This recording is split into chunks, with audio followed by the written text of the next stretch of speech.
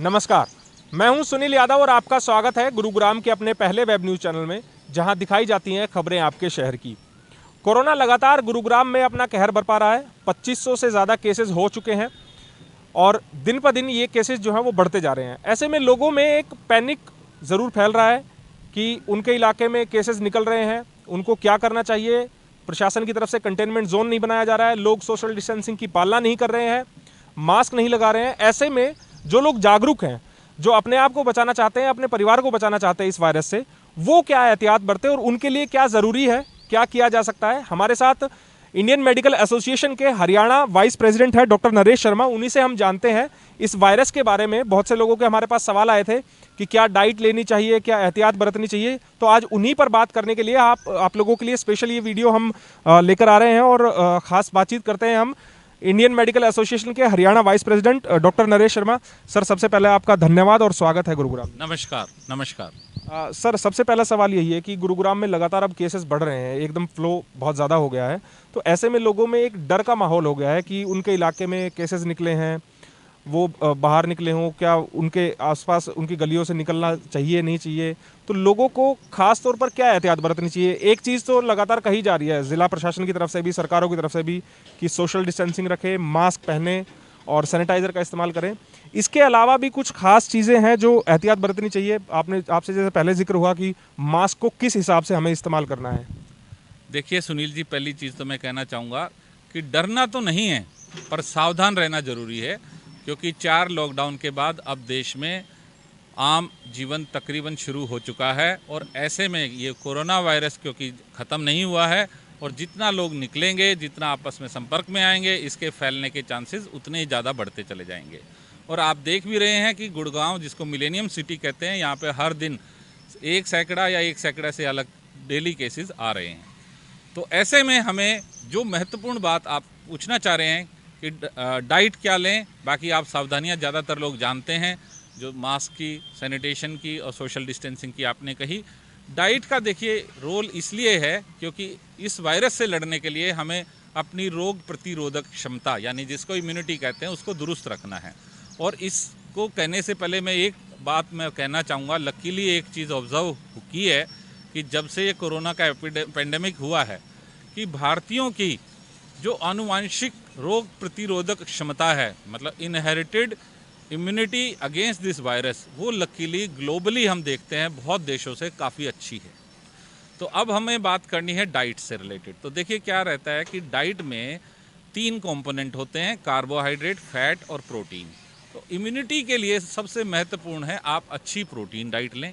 और प्रोटीन्स के अंदर आप भली भांति जानते हैं, दालें, आप पनीर ले सकते हैं, आप दही ले सकते हैं, आप दूध में हल्दी और काली मिर्च डाल के ले सकते हैं, और एग्स खा सकते हैं। तो प्रोटीन कंपोनेंट आपका अच्छा स्ट्रॉन्ग होना चाहिए, अच्छे से लेना चाहिए। दूसरी बात आती है डाइट के अलावा, क्योंकि हमें मिनरल्स और वाइटामिन्स भी चाहिए होते हैं, तो उसके अंदर क्या लें। वाइटामिन्स में क्योंकि इम्यूनिटी में विटामिन सी बहुत महत्वपूर्ण है इम्यूनिटी के लिए, तो उसके से रिलेटेड फ्रूट्स हैं, जैसे सिट्रस फ्रूट्स हैं, तो उसमें हम संतरा है, किन्नू है, नारंगी है, या अभी जैसे अमरूद शुरू हो जाएगा, अमरूद है, ये महत्वपूर्ण है। इसके अलावा आप दिन भर नींबू का पानी या आंवले का इस्तेमाल कर सकते हैं। और बाकी चीज़ें जैसे सैलेड्स है, उसके अंदर आप टमाटर ले सकते हैं, खीरा ले सकते हैं, ककड़ी ले सकते हैं। ये सब सीजनल चीज़ें आपको लेनी चाहिए। तो कंपोनेंट मैं कहना चाहूँगा, बाकी आप जानते हैं घरों में तकरीबन सब इससे जानते हैं। और मैं तो कह रहा हूँ हमारे से पहले हमारी माताएं, बहनें, महिलाएं, क्योंकि जो हमारी किचन देखती हैं कि हमारी जो इंडियन किचन है ये फुल ऑफ हर्ब्स है। ऑलरेडी वहाँ दालचीनी का इस्तेमाल, अदरक का इस्तेमाल, काली मिर्च, लौंग, इलायची, ये सब होता है। तो उसका काढ़ा गर्म पानी के साथ है। डॉक्टर साहब, दुनिया भर के, जैसा कि आपने बताया कि दुनिया भर के डॉक्टर्स पैदा हो गए हैं। इम्यूनिटी बढ़ाने के तरीके बहुत से हो सकते हैं, सैकड़ों तरीके हो सकते हैं, लोग बता भी रहे हैं। लेकिन आप लोगों ने इस वायरस को जाना है, पहचाना है, तो क्या जो इलाज बताए जा रहे हैं कि आप काढ़ा बनाकर पीजिए या आप आयुर्वेदिक की दवाई लीजिए, उनसे इम्यूनिटी बढ़ती है, तो उसमें इफेक्ट करेगा। मेनली इस वायरस से लड़ने के लिए जिसके पास काढ़ा बनाने की विधि नहीं है या जिसके पास आयुर्वेद की दवाइयाँ खरीदने के लिए पैसा नहीं है, वो घर में किस तरह से इस्तेमाल करें। और इस वायरस से निपटने के लिए क्या कुछ दवाई का इस्तेमाल किया जा सकता है। देखिए, पहले तो मैं ये कहना चाहूँगा कि जो स्वस्थ है और केवल इम्यूनिटी की हम बात कर रहे हैं, तो नो दवाई, उसको कोई दवाई नहीं लेनी, ना दवाइयों के चक्कर में पड़ना, क्योंकि दवाई चाहे कोई भी हो वो नुकसान ही कर सकती है। अनटिल अनलेस आपको इन्फेक्शन है, डॉक्टर का प्रिस्क्रिप्शन से आप दवा ले रहे हैं। तो नॉर्मली स्वस्थ आदमी को इम्यूनिटी के लिए, जैसे मैंने आहार बता दिया, दूसरी चीज़ उसी तरह महत्वपूर्ण है एक्सरसाइज। एक्सरसाइज दो प्रकार से इम्पोर्टेंट है इसमें। एक आपकी नॉर्मल वॉक जो 45 मिनट की डेली होनी चाहिए। दूसरी पॉइंट है रेस्पिरेटरी एक्सरसाइज, क्योंकि ये virus mainly respiratory system, lungs वगैरह को अफेक्ट करता है। और संरचना के अनुसार हमारे लंग्स में जो सबसे पीछे का और नीचे का हिस्सा होता है, वहाँ पे ऑक्सीजन आमतौर पर, क्योंकि हम सीधा लेटते हैं, बहुत कम पहुँच पाती है। और 20 साल की आयु के बाद वहाँ पे डीजनरेशन शुरू होता है, एल्वियोलाई ब्रेक होना शुरू होते हैं। तो वो जो कंपोनेंट है, वो जो पार्ट है लंग्स का, वो चाहे ये कोरोना वायरस हो या कोई भी बैक्टीरिया हो, उसके लिए वो फेवरेट प्लेस है। वो वहीं पे जाके अपना मल्टीप्लिकेशन करता है और वहीं बड़ी कॉलोनीज बना के फिर वो शरीर पे अटैक करता है। तो हमें उसको चुस्त दुरुस्त एक्टिव रखना है। कैसे रखेंगे? उसके लिए दो विधि हैं। एक, आप कोशिश करें, आदत डालना शुरू कर दें उल्टा लेटने की, यानी कि पेट के बल लेटने की। उससे वो भी सकते हैं पेट के बल? बिल्कुल बिल्कुल। पर आमतौर पर क्या होता है, जब तक आप जाग रहे हैं तब तक ही उल्टा लेट पाएंगे, उसके बाद की पोस्चर आपके खुद के कंट्रोल में नहीं होती। पर आदत इस प्रकार से बनाएं। दूसरी चीज़ इसमें है रेस्पिरेटरी क्रियाएं। उसमें क्या है कि आप डीप ब्रीदिंग करें, इन एंड आउट, और 15 से 20 मिनट डीप ब्रीदिंग के दौरान हर 5 मिनट बाद जोर से, 5 मिनट के बाद जोर से खांसी करें। खांसी करने से भी वहाँ से एल्वियोलाई ओपन होते हैं। और दूसरी 5 मिनट के बाद आप जोर से हंसें। इन सब से भी आपके एल्वियोलाई ओपन होते हैं, चाहे वो लेटरल पार्ट में हो चाहे पोस्टीरियर पार्ट में हो। तो ये क्रिया भी बहुत ज़रूरी है।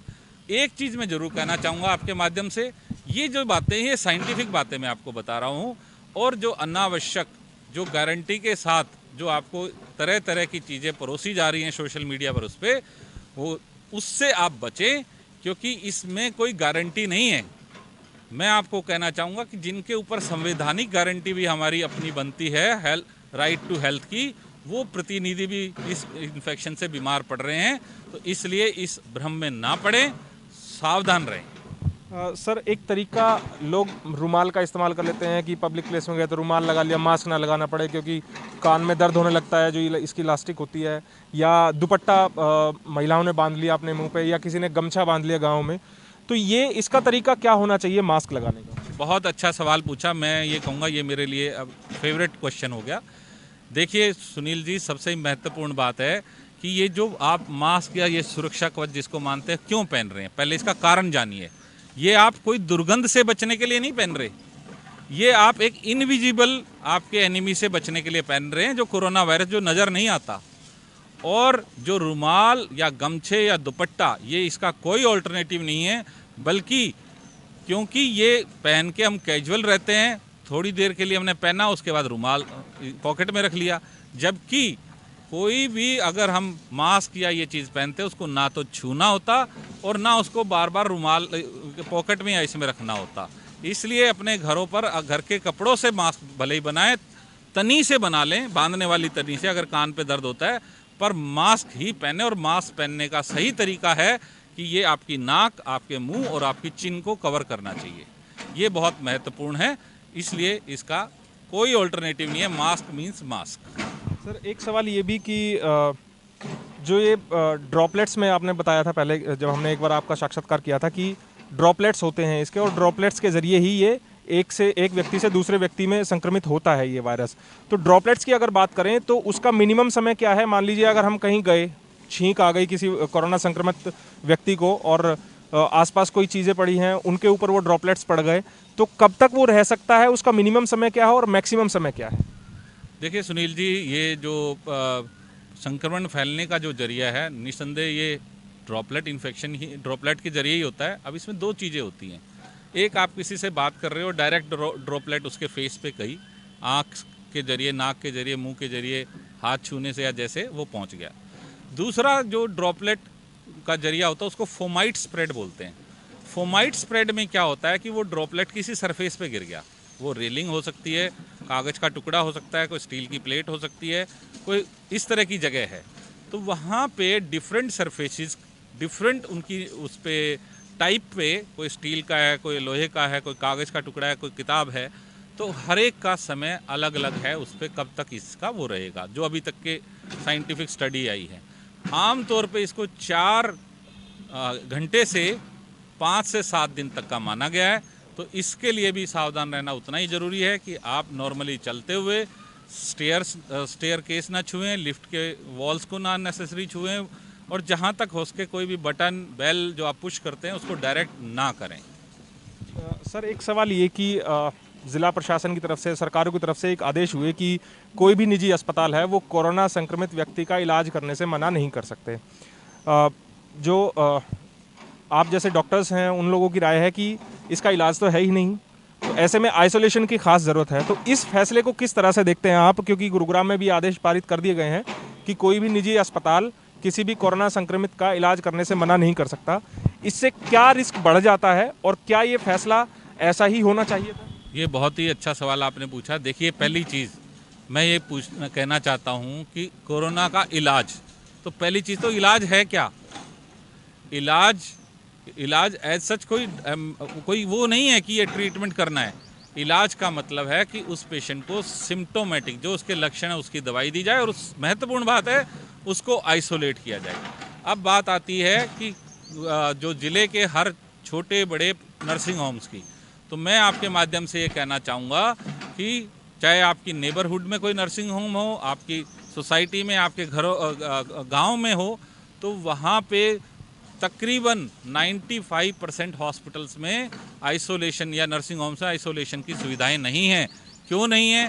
क्योंकि आइसोलेशन का मतलब केवल कमरा अलग होना नहीं होता, उसका मतलब होता है कि वहाँ का एयर वेंट, वहाँ का वेंटिलेशन या वहाँ की एक्सेस वो बिल्कुल सेपरेट होनी चाहिए, या उसका बार बार उसका वहाँ पे सैनिटेशन इस तरह से हो कि वो किसी और को संक्रमित ना करें।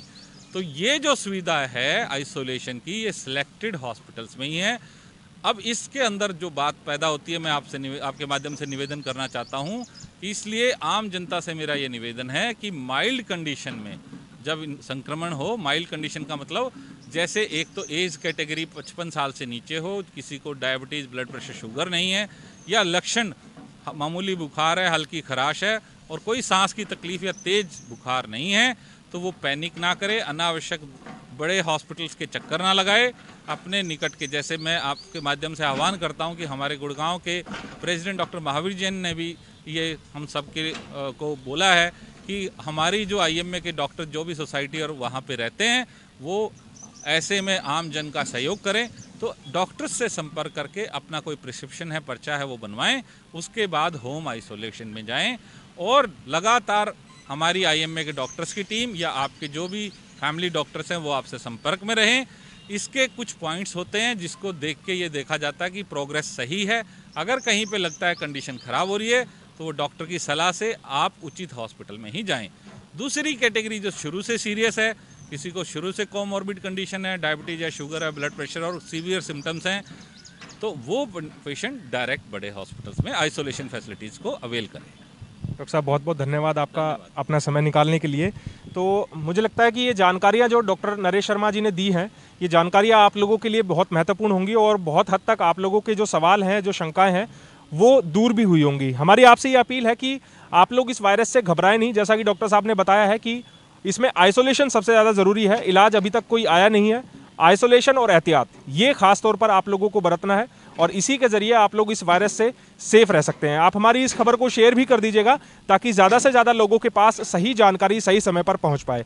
आप हमारे YouTube चैनल को भी सब्सक्राइब करें। नमस्कार।